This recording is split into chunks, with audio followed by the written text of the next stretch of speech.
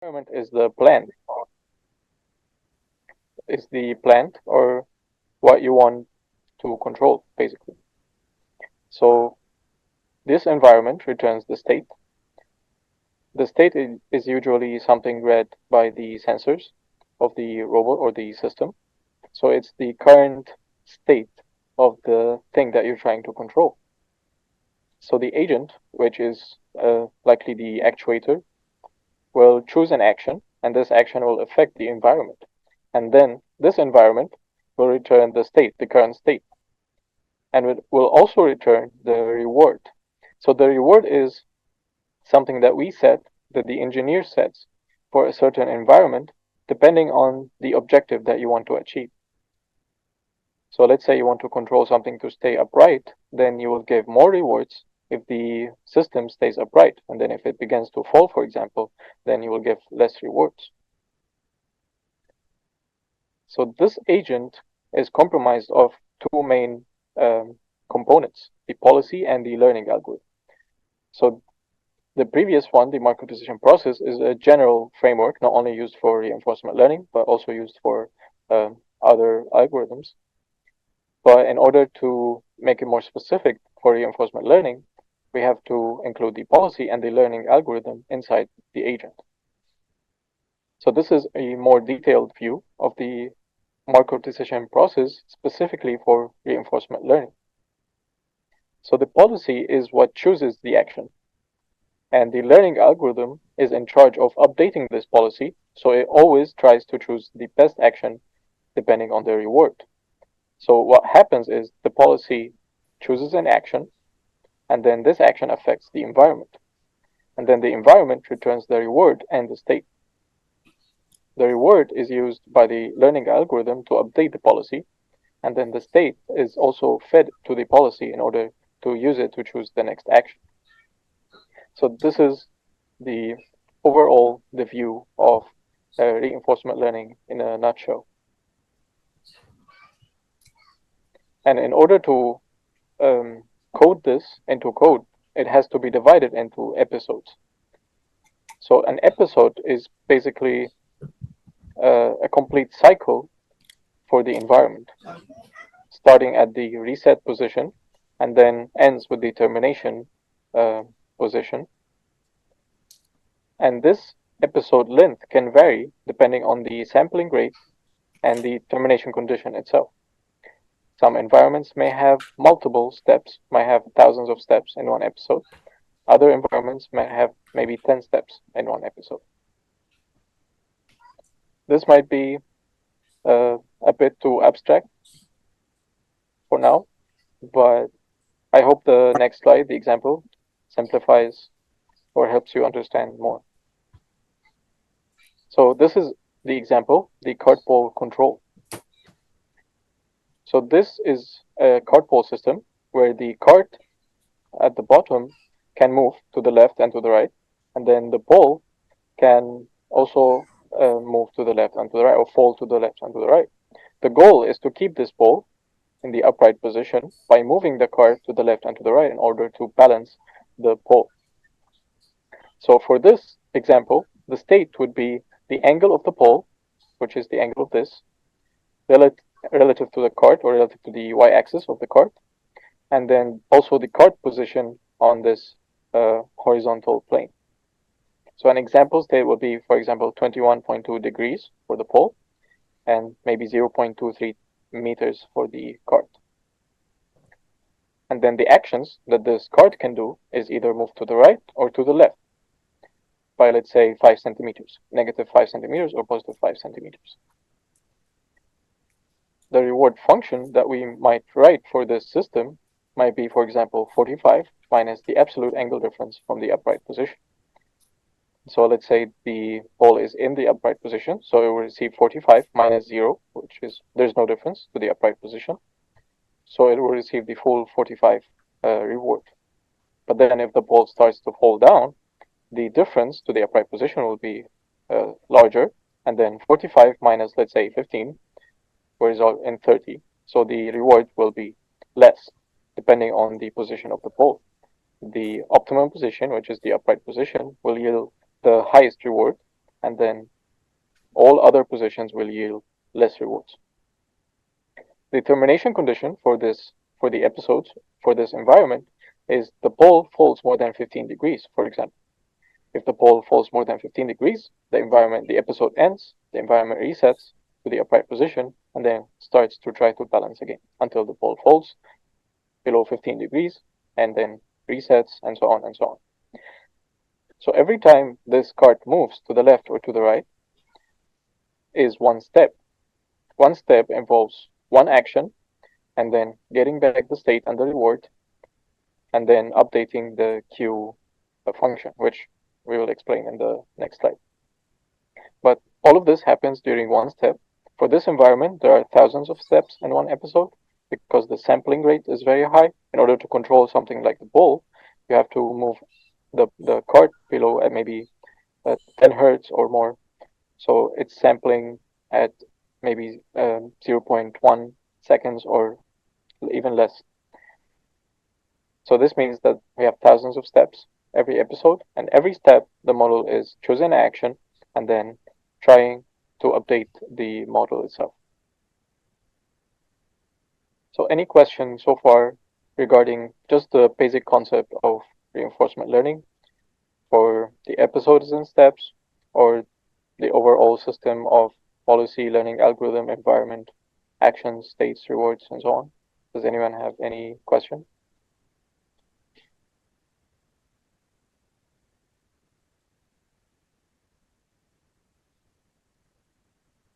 This might seem like a lot to understand at the beginning, but I assure you, the more we move into the slides, the easier it will be to understand.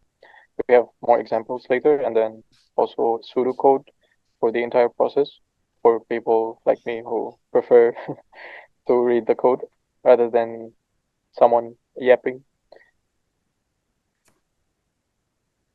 Okay. So if no questions, we can proceed to the next slide.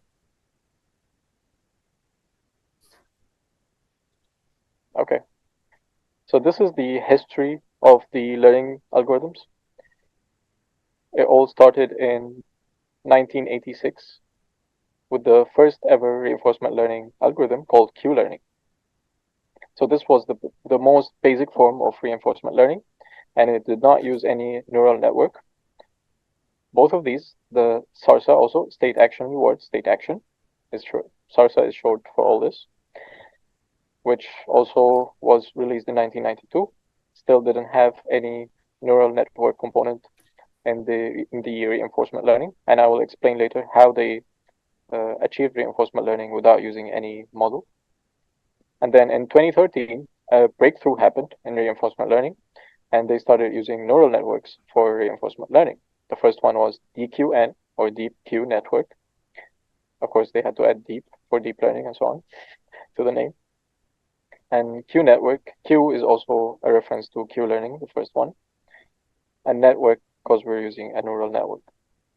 So this was the first reinforcement learning algorithm using a neural network, and it performed way better than the previous versions. So this became a breakthrough in reinforcement learning. After that, multiple variations of DQN released, namely DDPG, Deep Deterministic Policy Gradient. There's also A2C, Advantage Actor Critic, PPO, which is very popular, Proximal Policy Optimization. And then the latest state of the art is TD3, which is twin delayed DDPG, based on this DDPG, the previous one, and SAC, Soft Actor Critic. We will not dive in details into these algorithms during today's session because this might be too much, and each of them deserves at least 2 hours of your time if you want to understand all the details for their algorithms. So you will not have enough time for all this. But you can just look at the overall timeline for the reinforcement learning algorithms. Okay. So if you've noticed, a lot of the algorithms contain Q. Or does anyone have any question?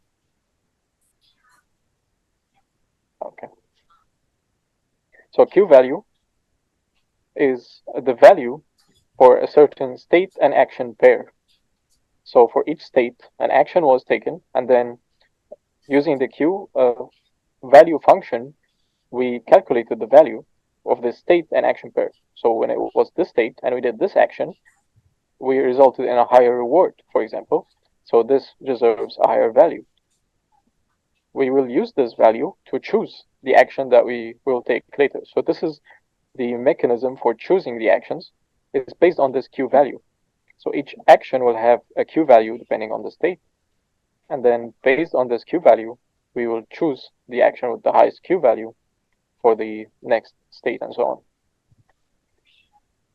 So the way of calculating this Q value is what differentiates the reinforcement learning models from each other.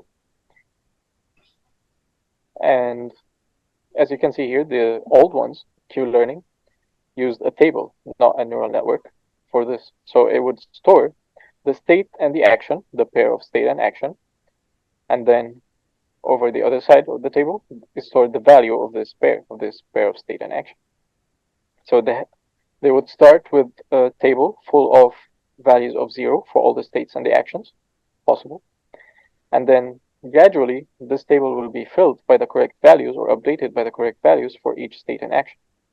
And then once it's filled, then they can choose let's say, using the example of the card pole previously, let's say the angle is 15 degrees, and then we have two actions, either move left or move right. So when it's 15 degrees, when the state is 15 degrees, and the action is move left, the value was, for example, 0.7. And then when the state was also 15 degrees, and the action was move right, the value for the Q value was maybe 0.3. So it will choose move left because the Q value was 0.7, which is higher than 0.3. So this is how it determines which actions to choose. So this was obviously limiting because this assumes that the action is an Boolean value or an integer value, a whole value. So you can quantify the action. Let's say we have 5 actions and so on. But realistically, if you want to control something more dynamic, you want float values. You want values that range from 0 to 1 for each action. And this model of using a table does not allow this, because if you would store for each state the actions ranging from a value of 0 to, let's say, 2, for example, 0, 0.1, 0.2, for every instance of action, you'll have a very huge table, and it would take forever to fill this entire table. So this is where the neural network comes into play. The neural network just takes the state, and then based on the weights, it outputs the Q value for each action. And this allows the action to be dynamic, can have multiple actions. You can have actions that range from float values, not necessarily just move left and move right, move left by 0.5, move left by 1, and so on, depending on the neural network. And then we use the Q value function, which I will show on the next slide, to update this model. So this neural network estimates the Q value for each action. And then we actually calculate the Q value for each action based on all the states and the rewards that we have collected. And then we get the difference between the calculated Q value and the estimated Q value from the neural network, and use this difference as the loss to update the model, to update the neural network with the new weights, and so on. So eventually, this neural network will get so good at estimating the Q value of the actions, and thus every time it will choose the correct action. So this is the Q learning equation.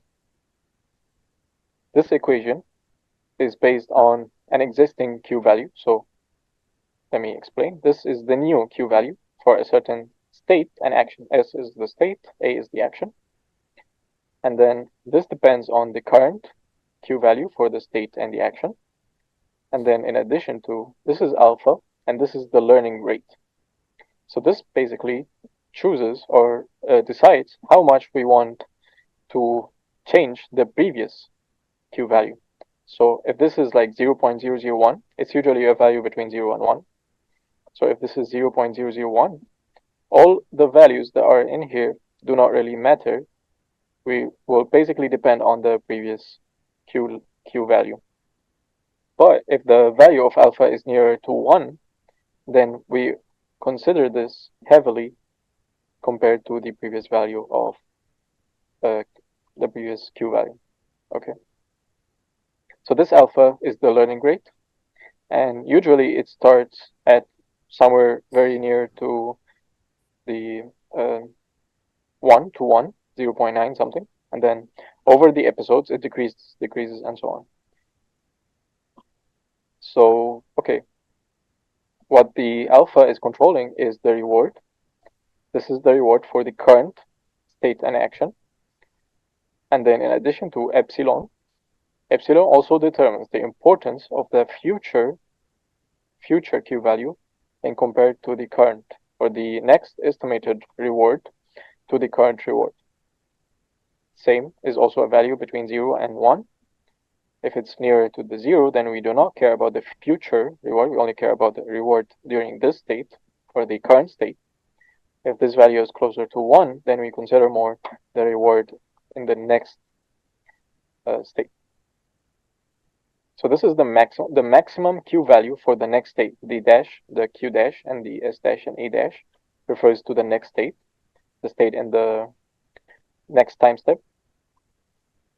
So we will get the maximum Q value for the next state for all the actions. Just choose the highest Q value of all the actions, and then minus the current Q value. So this is like the future component of this equation. And this exists because we do not want a state that yields currently a very high Q value, and then the next state has a very low Q value, and then this means the performance is bad. We want to consider a little bit the next reward as well while we're calculating the Q value for this action. So if this action consistently results in the next action having a lower Q value, then this action is also going to have a lower Q value. Do you have any questions regarding Q value or the Q learning equation?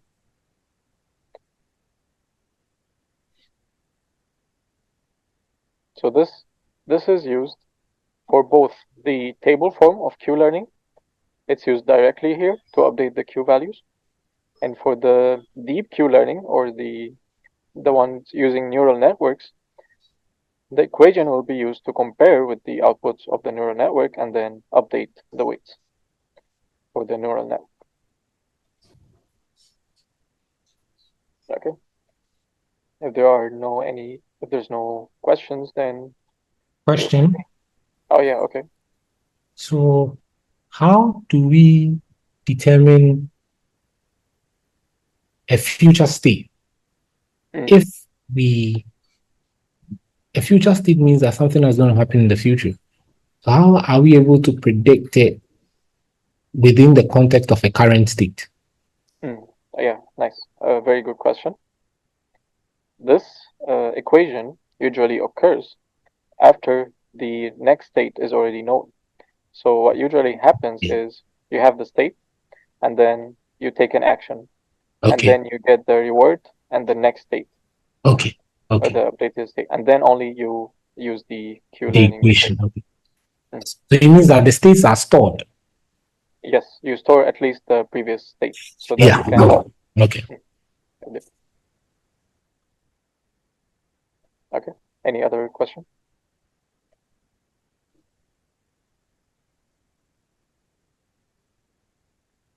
Okay.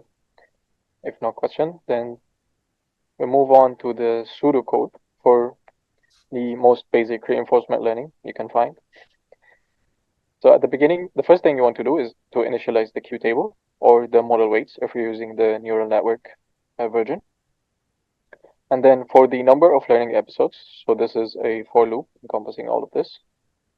For the number of learning episodes, you will reset the environment at the beginning and observe the first state, which is usually, if in our example, the card ball example, will be the upright position. And then while not done, so this while loop is one episode. And then if the termination condition is met, then done will be true, and it will exit this episode, this while loop. So this while loop will choose an action either randomly. So at the beginning, it will be randomly when the table is not yet filled with the correct Q values, or the model weights are still the initial model weights, not really trained. It will start using random values. And then later, it will follow the Q table or the model. And then you will implement the action. So this is the equivalent of sending the actuator values, move left, move right, or do a certain action. And then you will observe the next state. Using the environment, you will read the sensor data after doing the action.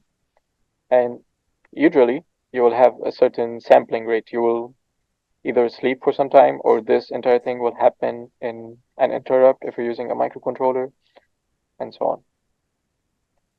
And then you will determine the reward based on the next state. For example, if the next state is closer to the upright position, then the reward will be higher. And then you will update the Q table or the model using the current state, the action, the reward, and the next state, as we described using this equation. So the current Q value, the reward, and the state and the action. And also the next state. And then here, the maximum, so we don't really need the next action, but if we're using SARSA, we will need the next action as well. So we will need to input the next state into the model or into the Q table, get the highest action, and then update the Q table. And then if the termination condition is true, if let's say the pole falls below 15 degrees, then this episode is done. We reset the environment again and observe the first state, and then we do this while loop again until all the number of learning episodes that we specified at the beginning, let's say 100 episodes, until all the episodes are done, then it terminates. Or if you want to use another condition for terminating the training, maybe the average reward is consistently at a certain number, then you end the training and so on. But this is the basic pseudocode for reinforcement learning. Does anyone have any questions regarding this?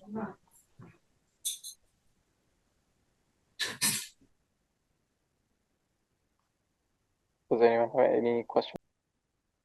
To the next. Okay. So these are the learning algorithms in tree form.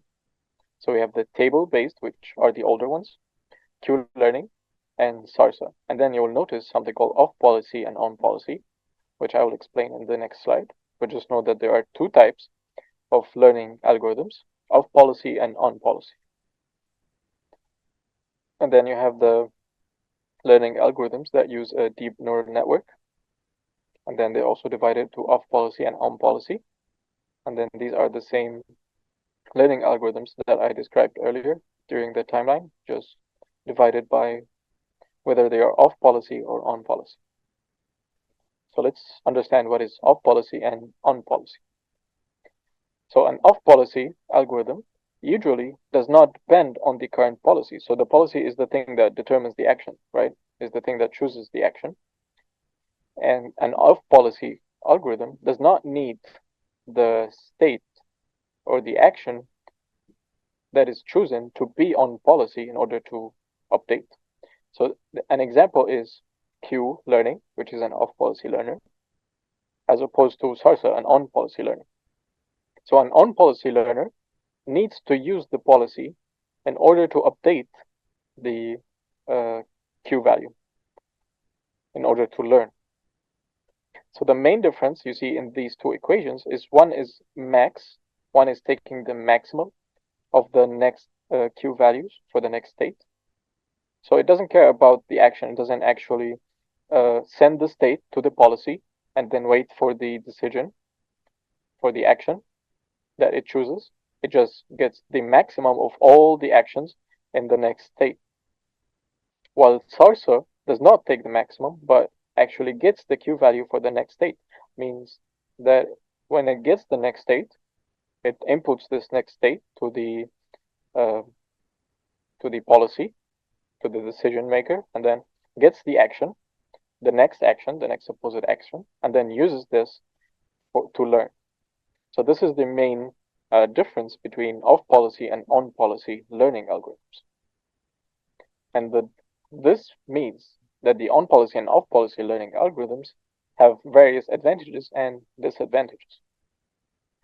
One advantage of the on-policy is that it learns safer strategy because it does not rely on random actions. It always learns based on the policy that it once had or is currently having.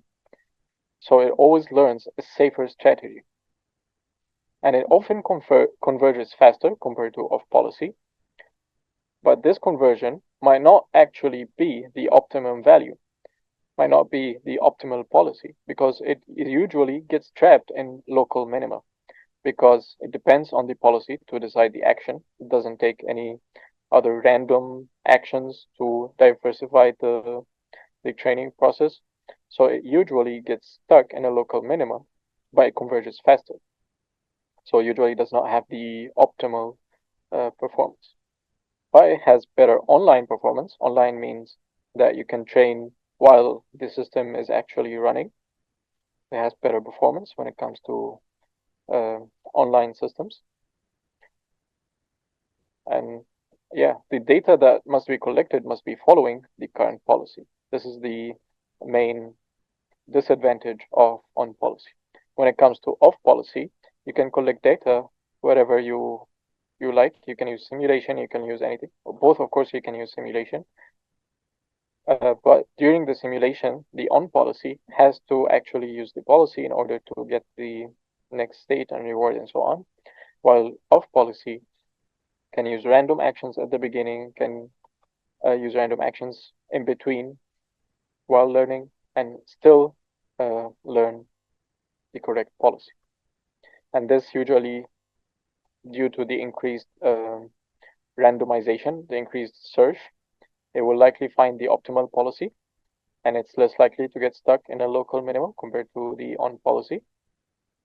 But it might not be the safest policy learned. It might be more risky, might make riskier moves compared to the on policy algorithms.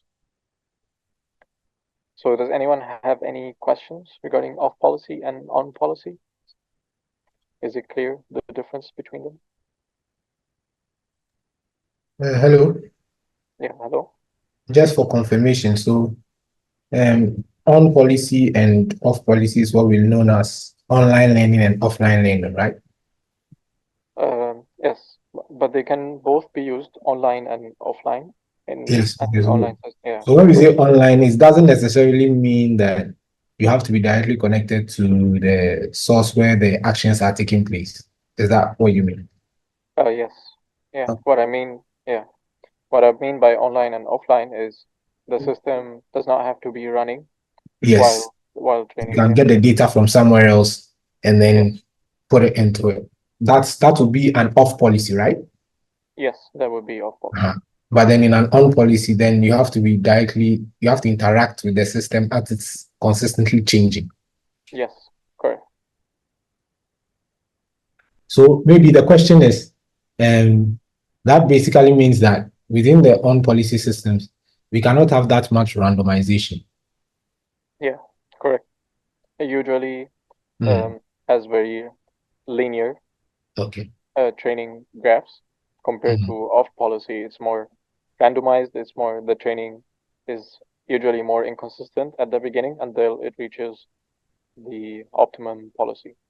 Mm. Yeah, So maybe I'll correct. just ask one last question. So what would influence your choice for any of these policies with respect to any type of work that you're doing? Mm.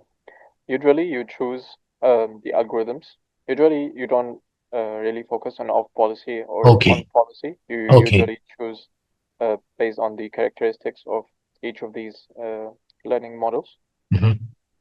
For example, PPO is known to perform better in controlled environments, Okay. which is on policy. And then, yeah, depending on the application that you want to apply reinforcement Mhm. learning, you Mhm. usually choose the, I get it. yeah, but it's nice to know whether or not you can collect data somewhere else Yes, while and then training. you, yeah. Yeah. Okay. Any more questions?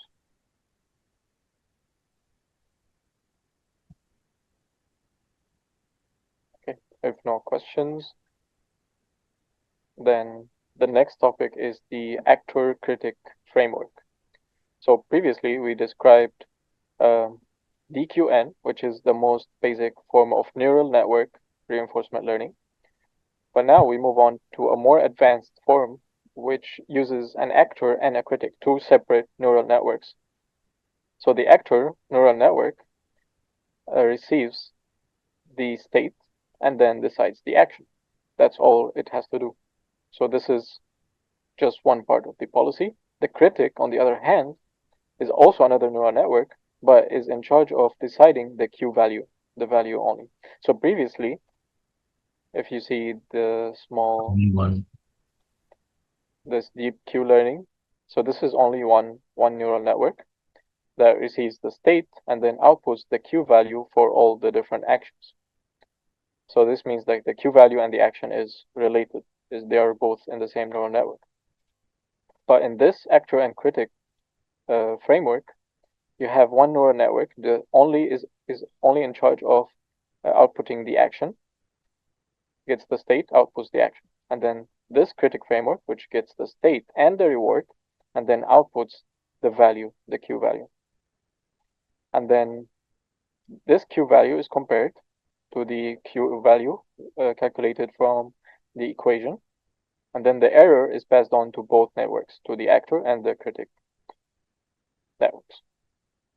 So this is more stable when it comes to training because the Q value can change independently from the action, from the decision making. And also it allows the actions to be more flexible and it allows the state to be more flexible. So this enables you to have floating states as input. I mean, to have different values for the state. You can input images, you can input whatever you want, as long as the actor and the critic networks are equipped to deal with this incoming state. At the same time, this action also can be more flexible. You can have different types of actions. You can output an array, you can output float values, discrete values, and so on. And at the same time, you can update these weights if you want. So the amount of learning that this network can do can vary. So the learning rate for this network based on this error can be less than the critic network, for example. This means that the actions will be more stable compared to the changes in the Q value. So the more recent learning algorithms will usually use this framework, the actor-critic framework. So if you go back to the tree of learning algorithms, DQN is the only one that does not use the actor-critic framework. All the rest, DDBG, DD3, SAC, BPO, and A2C, all use the actor-critic framework because of how much more stable it is during training and the advantages it and the flexibility that it has compared to the normal DQN. Okay. So does anyone have any questions regarding the actor-critic framework? This is just a brief introduction. If you want to dive in more to the actor and critic frameworks, you can search online. And if you also want to search more regarding these learning algorithms, each one specifically, you can search and they will explain in details the differences between them and how they use the actor-critic network specifically. So basically, these actor critics are basically behaving like evaluators, right? Like anything that you do, there should be somebody who should be able to criticize it to make you better. Yes, So it's correct. just adding like another neural network to improve the learning and to make it more flexible. Yes, true. Yeah, Mm, correct. Thanks. Okay. If there are no other questions, we can move on to the applications of reinforcement learning. So now you have a general idea of the reinforcement learning algorithms. And now the next question is, where can this be applied and where is this currently used? So it is used in robotics for control, can be used as a control policy. It can replace, usually the controller for this type of problem, the cart pole problem, is usually a PID controller. And you can replace this with a reinforcement learning controller so that it's able to adapt to different types of maybe outside influence. During the training, you can add random forces that are applied to the pole, for example. But usually in simple systems like this, the reinforcement learning, the use of reinforcement learning is not really necessary or does not contribute to necessarily better performance. But in more complex control systems, let's say the most recent paper that I read is controlling not only one pole, but like 3 poles attached all together in one cart. And the objective is to balance all 3 together. So simple controllers like a PID controller are not sufficient at all to get all 3 poles that are free moving to all align in one line. But a reinforcement learning controller can get this done with, let's say, 1 day of training. So reinforcement learning shines more when the system is more complex. But when the system is very simple, a regular PID controller, for example, can do the same performance. Can also be used for obstacle avoidance, where the state, for example, is the distance sensor, and then the robot can do actions like move left and move right to avoid the obstacles. Can also be used for navigation, where the state is, for example, the current location of the robot and the goal location or the difference to the goal location. And then the rewards increase as the robot moves more towards the goal point.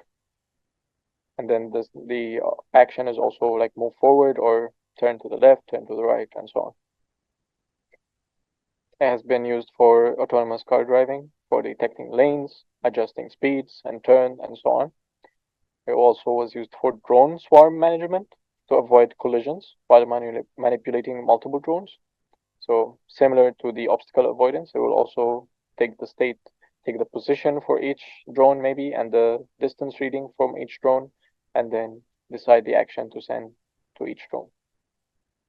It is widely used for game development to control the AI of various agents. It controls, let's say, an enemy AI trying to find the player or the actions of the enemy AI. Some games also have the agent learn while you're playing to constantly update the AI while the player is playing the game. Can also be used for finance to predict the stock market, the patterns, and so on. Can be used for natural language processing to recognize human speech, translation of text to another language. And the advantage of this is that you can set the reward. If you already know the translation, for example, for a certain text, you can set higher rewards for, let's say, every word that it gets correct and so on. But usually, reinforcement learning is more focused towards robotics applications or game development applications. The others are a little bit scarcer.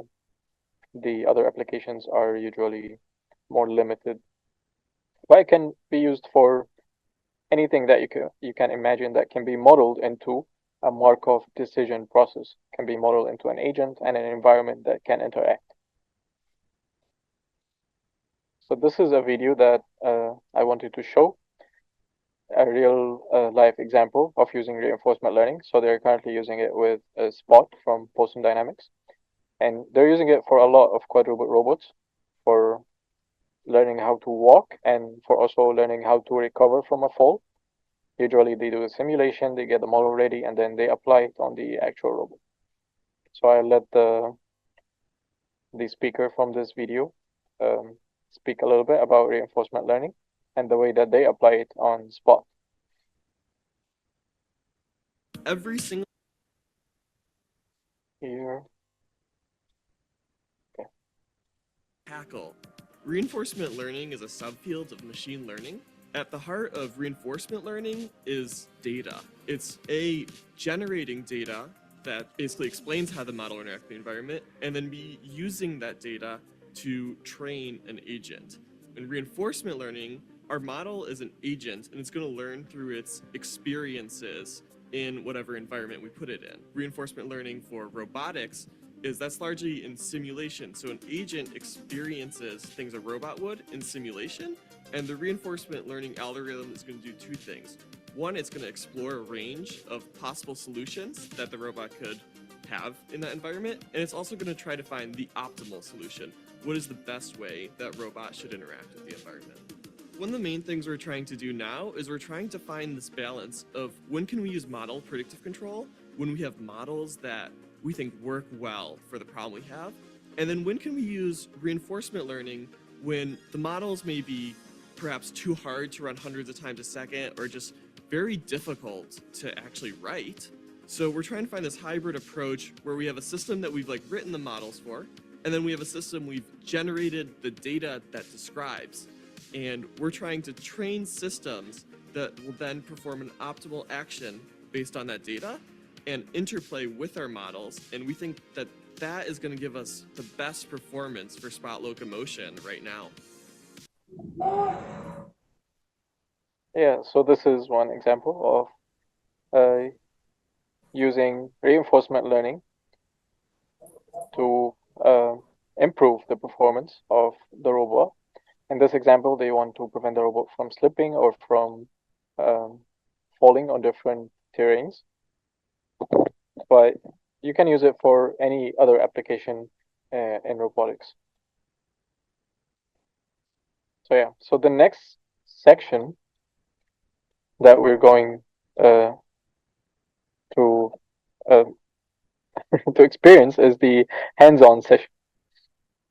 Okay, so I have prepared a Google Colab for you to use, and we'll use two main libraries, Gymnasium and Stable Baselines, so that we can experience the training of an RL model ourselves. Okay, so let me just send the link for this Google Colab to our group.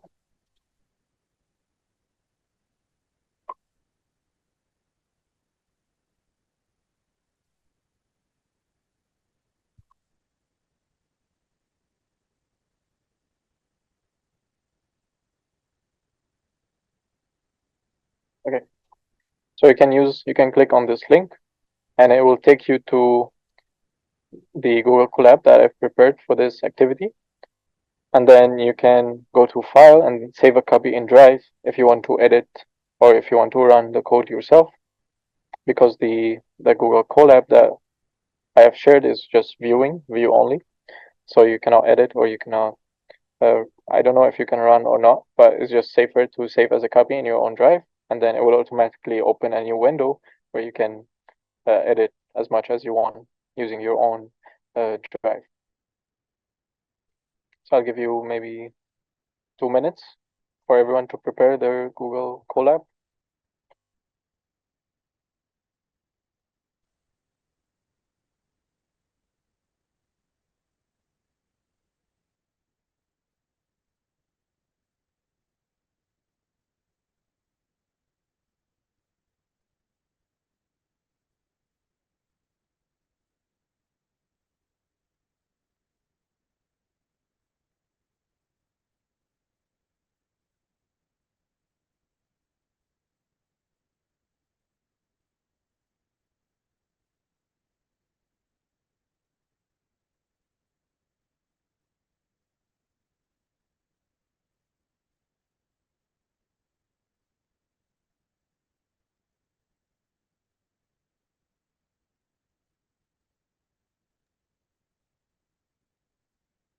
Okay, so I'll go through the Google Colab and explain the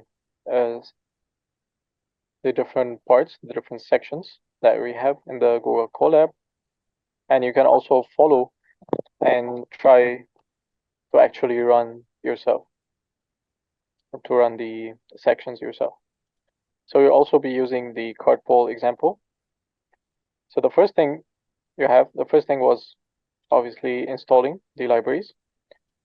So let me go, yep, this is the hands-on Google Colab. So the first thing you do is install. Yes, you should connect to the GPU. Should connect to a runtime. You can change if it doesn't show you the GPU, you can change the settings. If it says T4, then it should be fine. And the first thing you want to do is to install the libraries. So we're using two libraries. Gymnasium is one of those libraries, and the other is Stable Baselines 3. So Gymnasium is a library that provides different simulation environments that are ready for reinforcement learning. So you can test your reinforcement learning algorithms on these environments. And they have a nice website, which I will show later. But the second library that we have is Stable Baselines 3. This library has a lot of reinforcement learning algorithms, and these are made to be used with the Gymnasium environments. So they are very compatible. Both libraries are very compatible. So we'll be using Stable Baselines 3 for the reinforcement learning model itself, and Gymnasium for the environment, for the simulation environment. So if you're connected to the GPU, to the runtime, just press play to install both libraries. For the first one, so it will take some time to download. Okay, it is done. And then the next thing, so this is specific for using these on Google Colab. If you're running this code, the code that we're going to run later, on your own personal computer, then you don't need to include this part. This is just for displaying the frames on Google Colab, because obviously it doesn't have a screen that you can use like your laptop or your PC. So we need to use their own libraries, the display library. Okay. So the first thing we will do is obviously import both libraries. So we will use DQN from Stable Baselines 3, just as an example. And it's the most basic learning algorithm to use. It's also the easiest to use, so that's why we will use it for this demo. So in order to choose an environment or to make an environment using Gymnasium, all you have to do is .make and then provide the string for the environment name. And this string you can get on their website. They have all the environments listed and the names of each environment. And then the second thing you notice here is the render mode. So this is how the environment is rendered. Usually, while training, you want to set this to none. You don't want any frames to display, because each frame is going to slow down the training process by at least 1 millisecond. If it's not displaying any graphics, the training algorithm can run very quickly. And then the second line is choosing the model. So the model is equal to the DQN, which we just imported from Stable Baselines 3. And then we have this MLP policy. So this is the type of a policy that you can pass to the DQN or to actually all the learning algorithms from Stable Baselines 3. You have MLP, which is just the basic type. If the state of your environment is just float value, an array, anything of these, it's okay. But if it's an image, then you want to change to CNN policy. MLP stands for multi-layer perceptron. So it's just the normal, like, neural network. So if you have a normal state, you can just use MLP policy. Most of the time you will use MLP policy, except if your state is an image, then you will need to use CNN policy. And then you also pass the environment that we just created using Gymnasium. And this is just for printing, enables the printing repose equals 1, enables the printing of the training steps. So let's run this, make the model, make the environment. Should be very quick, and it's done. Okay. In order to actually train the model, it's very simple. The library makes it very simple. All you have to do is run this function, learn, and then specify the total time steps that you want. For this one, I've specified 100,000 time steps. Like I said, for this environment, for the cart poll environment, thousands of steps happen for each episode, so this will pass by in a short time. And then this is blocking, so this has a for loop inside, so it blocks the execution of the code.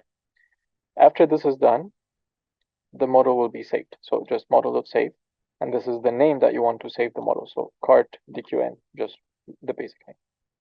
So let's run this, and it will show you the training steps. It will keep showing you the updated training. The values that we want to see here is the episode length mean, which is the average episode length, and the episode reward mean. So this matters because the episode reward is how we measure the performance of the model. And the episode length in this specific environment, the cart poll environment, we know that it ends when it falls below 15 degrees. So the larger the episode length means that it stayed more upright for a longer period of time. We also have the number of episodes, total number of episodes, 2,000. Total time steps, we're already at 35,000 out of 100,000. It shows you the learning rate, the loss, and so on. And you can use, if you have TensorBoard, you can use TensorBoard to visualize this into a graph. But for now, we're just training the model. So we let this train for a while, and if anyone has any question or is facing any difficulties, you can let me know.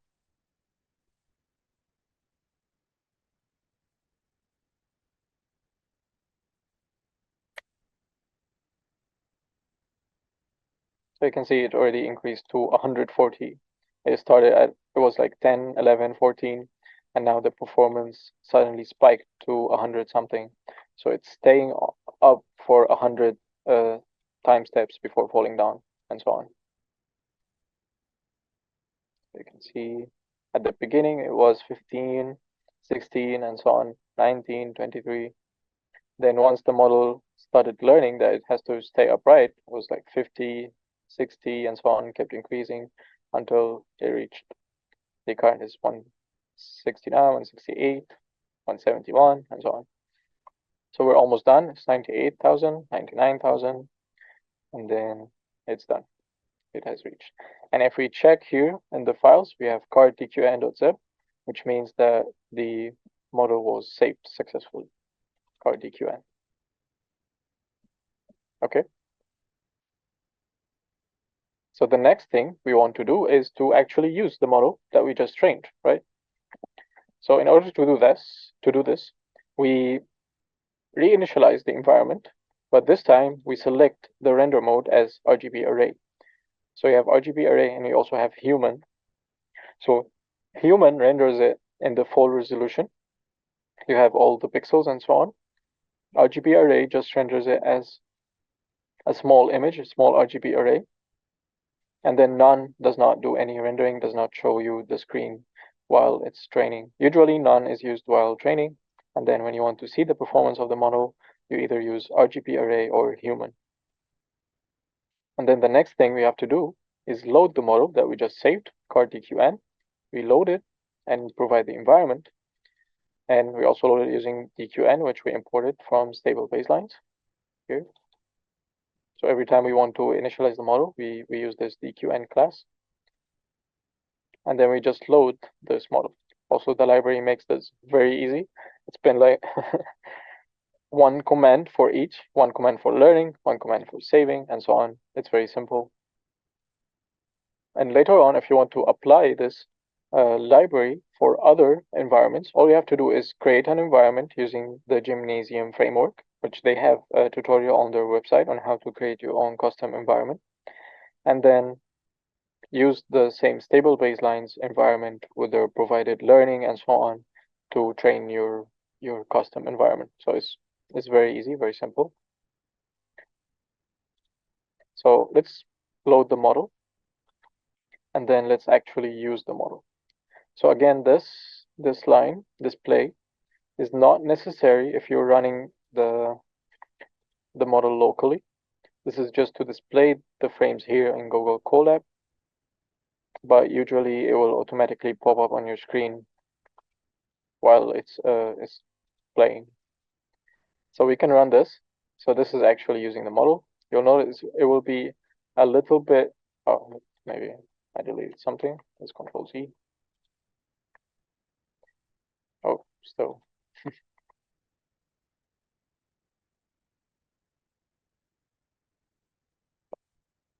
Image is not defined. Did I delete something from the imports?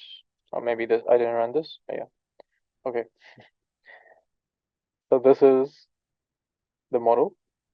And you can see it's a little bit laggy because we're running on Google Colab. They're not really supposed to be used for display purposes. So if you're running this locally later, if you decide to install these libraries and you have a local Python installation, you can try this, and it will be much smoother than this image in Google Colab. But you can see that it starts upright and then moves a bit to the left or to the right while the poll slightly moves and then ends the episode, resets, and so on. So this is the model that we currently trained. So what happens if we're not satisfied with the performance? This looks like it always leans to the right and then falls. So this is not very impressive. So we can go back and retrain the model. So we can go back and rerun this, but instead of declaring a new model, we just load the model, which is card DQN that we saved. So we rerun this. And then we can retrain the model. So this model will retrain an extra 100,000 over the already saved 100,000 steps. So we'll get much better performance. So you can see this model climbs up to the previous performance very quickly. So it starts, still hasn't reached maybe 20,000 and already is almost there at the previous performance. And then it will continue improving even further. So this is how you load a saved model and then you continue the training if you want to continue the training. Any questions so far?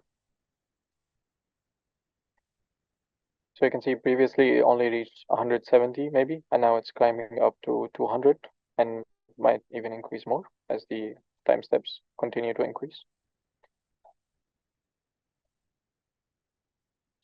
Meanwhile, if anyone has any question, they can unmute or type in the chat.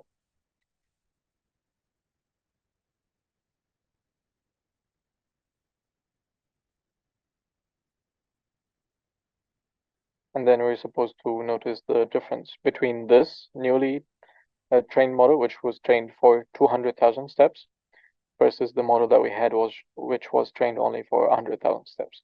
So you can see it fluctuates a little bit because DQN is an off-policy learning algorithm, as we described before.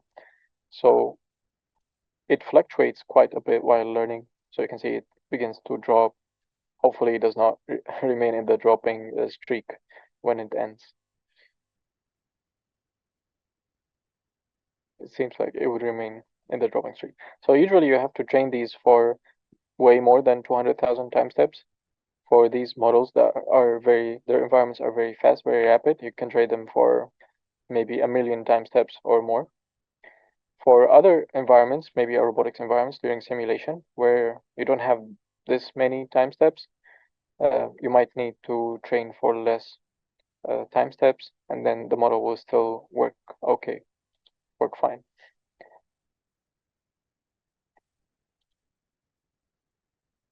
So let's see if the performance looks any better. It still leans towards one direction and then falls. So this might be the best that the DQN learning algorithm can do. If you want better performance, you can try to use other learning algorithms, maybe PPO and so forth. So the interesting thing about this library is you can just import multiple reinforcement learning algorithms and directly use them. All you have to do is modify all of these to PPO, for example. So this time we are not loading. We want to start a new model. PPO. So you can experiment with the different models and the different environments that Gymnasium has. So let's just switch all these to PPO and see if we can run this. So let's re-import, reinitialize the model, and then let's try to learn. Well, let's stop this. Let's rename this to PPO, so we have a different model saved. And let's see if the performance is better or worse compared to DQN. And it will be better because PPO is much more recent than DQN, but you get the idea. So if we go back to the slides while this trains, so these are the explanations in the slides that will be shared later, everything that I just said, but in written form. And then these are the other gymnasium environments for control. They have cart pole, mountain car, pendulum, acro robot, and so on. And they also have other environments, Atari simulations, and so on. So you can try all these environments in your free time. And you can also try all the different learning algorithms on stable baseline. So let me see if I can link the stable baselines and the gymnasium websites.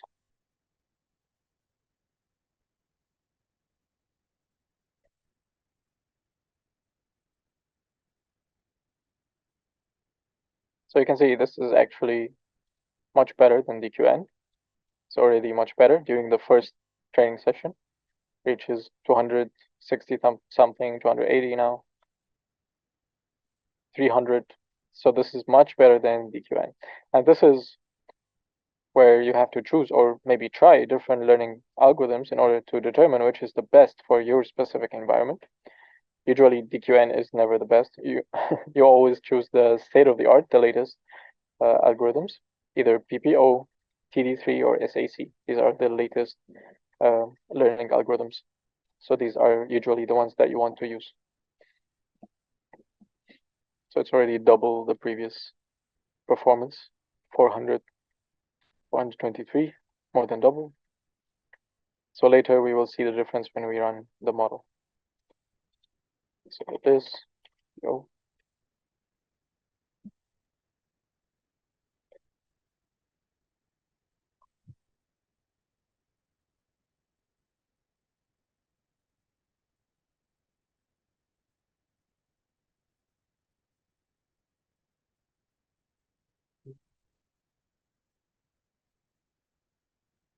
This is the websites for gymnasium and stable baselines, respectively. So these are the environments that they have. They have classic control environments, which is the cart pole, pendulum, mountain car, acro robot, and so on. Acrobot. And then they also have other simulation environments called Box 2D. They have bipedal walker, they have car racing, lunar lander. They have Mojuko, which is like a simulation environment, another simulation environment, which you need to install separately and then use the gymnasium. But they have different walking characters that you can try to simulate and try to teach the proper ways. And the good thing about this is that you don't have to worry about writing your own reward system, choosing your own states, because they have already chosen the best rewards and the best states for these environments. All you have to do is run the reinforcement learning algorithm and then watch it learn. They also have Atari environments, which is actually the classic environments. The original paper, DQN, was published based on these environments, Atari environments. So you have a lot of Atari environments that you can try to teach your model how to navigate and so on. And it's very fun to watch when the model is finally trained and it acts as if it knows stuff. But all it's getting is the screenshot of the entire pixelated screen. And then based on the screenshot and the actions that it took last time, it just determines what is the best current action. So they have so many Atari environments that you can try. You also need to install like a separate Atari library, if I'm not mistaken. Yeah, you need to install Gymnasium and then Atari between brackets, and also accept from license or something like this. But yeah, you can try to run this too. So this is all I think for Gymnasium, all the available environments. They also have like community environments, people that have shared their own environments, Flappy Bird environments, and so on. Okay, so for stable baselines, they have these RL algorithms. They have A to C, DBG, DQN, and so many more, SAC, TD3. And they also have which environments can be used for which state or which action. So box states are their way of saying float. So these states can be floating numbers. Discrete is discrete, and so on. They have multi-discrete or multi-binary and so on. And they all can be multi-processed, which means running parallel instances of the simulation to train faster if you require faster training speeds. And you can go into each algorithm here, algorithms, and then discover the parameters or the paper that it was based on. If you want more explanation, this documentation is very nice. And then the space, the observation and the action spaces. The observation is the state space from the sensors and so on. So you can see for this, you can use it with almost all the types of states, except dictionary for the action. For the observation, it's fine. But if you look at something like DQN, you'll find it very limited because it's not using the actual critic framework. So it's not very flexible, it cannot accept float actions and so on. And it also comes with the example code if you want to run it, which is basically the same as we have. The learning, save the model, they delete the model, they load it back, and then they run the loop in order to test the model. So you can try all of this. It's very fun to play with. And let's see, the final performance is 496. It finished training, so let's load and see if it looks better. So it already looks much better. It does not sway immediately to the left or to the right. It's keeping the stick in the middle. The episode has not ended yet. And it's generally much better than the DQN performance just now. So does anyone have any question regarding the whole thing, the whole workshop? Hello, Anas. Yeah, hello. Yes, well, thank you so much for taking us through this. You're welcome. Quite simplistic and insightful, considering the fact that maybe as a research student, when you read the papers, they make it look very weird with the mathematics and all of that. And maybe that's the question I'd like to ask you. When you consider any type of environment that is like highly stochastic, you have to do some optimization. And let's say in my case, you are doing some resource allocation, you are doing task offloading. The question maybe I'd like to ask you is, how do you transition from those mathematical things that they talk about into the Markov decision process? Because when you read a typical paper, they say, oh, we just do, and then we formulate it as a Markov decision, but actually, what? There's no, it doesn't make sense. How are you writing a lot of mathematical formulas, and then all of a sudden you formulate it into a Markov decision process, and then you solve using some DDPG, for example, and then you are stuck. I mean, can you please help me with that? Thank you. Yeah, sure.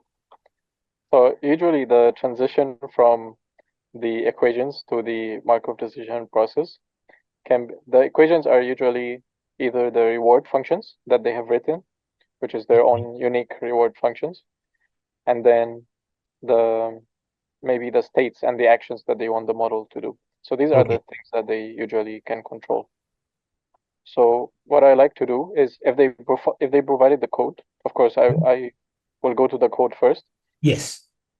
Because I usually find that the code is easier to understand than the actual yapping in the paper. And yeah, that's what I usually do. And then once I can get the environment, I can start to place where each equation is used for, let's say one equation is used for the reward function. So I can translate that. So usually those reward functions are actually, those mathematical reward functions are based on, so the states basically are maybe the variables that are being picked up from the particular environment that they are trying to look at, and then the rewards are their reward functions based on what they are thinking should happen, the actions and the rest. And then Yes. these things are now okay. But then when you put it in a code, then it is more explain. Well, of course, in the code we can understand. If you are a programmer, you know and you can pick. I understand what you're trying to say. Yeah. Okay.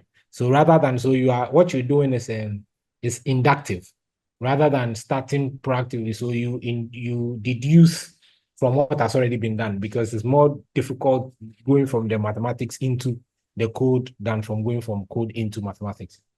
Yeah. Okay, I get you. Thank you. Welcome. Okay. Any other questions?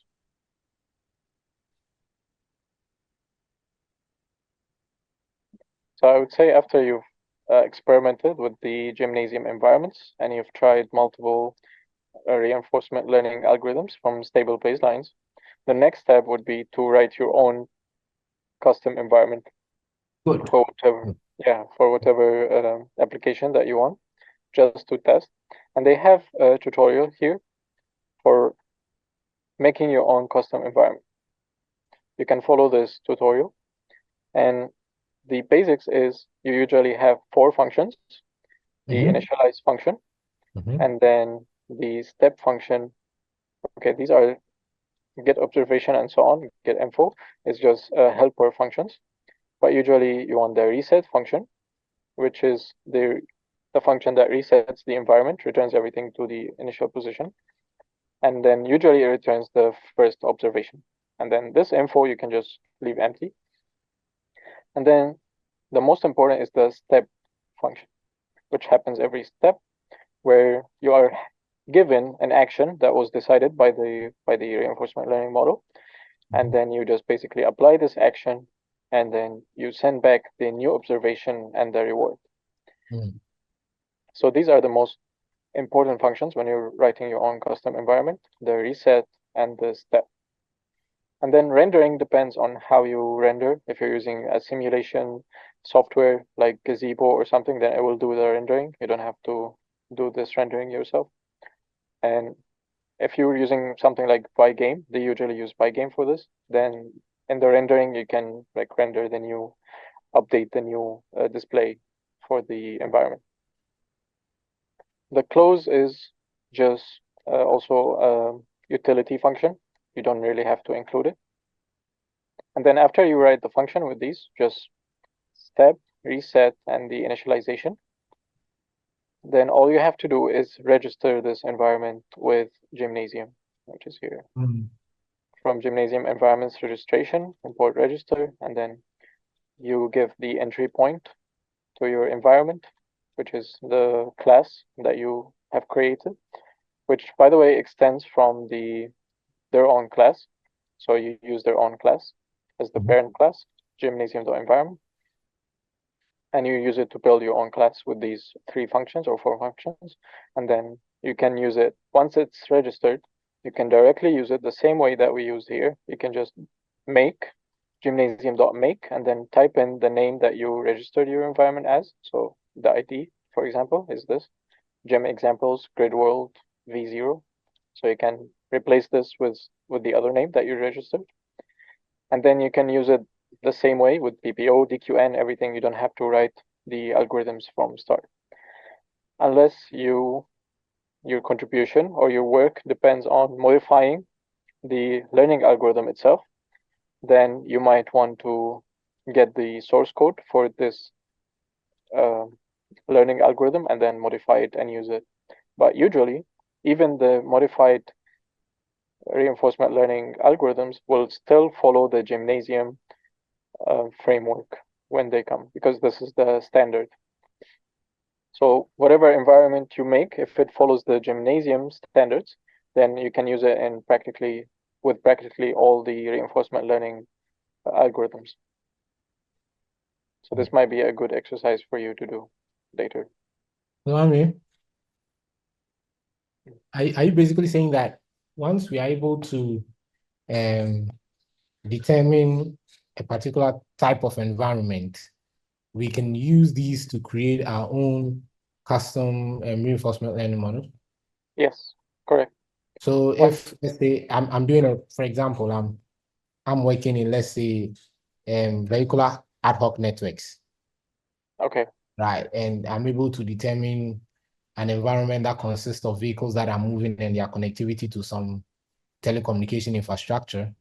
Mm. I can actually create an environment directly from that. Yes, you can. If you want to maybe simulate it, then you can, as long as you have the state, the observation that you want from your environment, then the actions that you want the agent to make, and then the reward function that you want, how you want to reward the agent for certain actions or certain states, like when is the optimal performance that you want. Yes, because it's basically an optimization problem. Yeah, It's an optimization and a decision problem. So, okay. as long as you have these, you can write your own custom environment using this tutorial, but Okay. of course replace with the logic various of things your, that you are, what you are trying to do.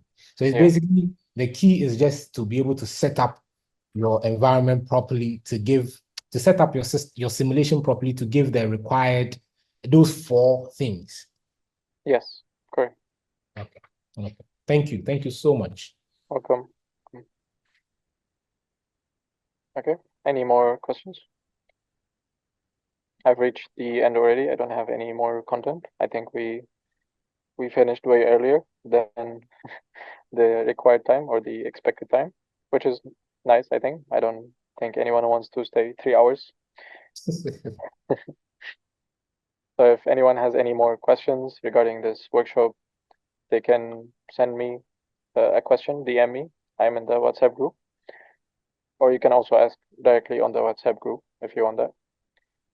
And that's all for me. Thank you. Thank you so much.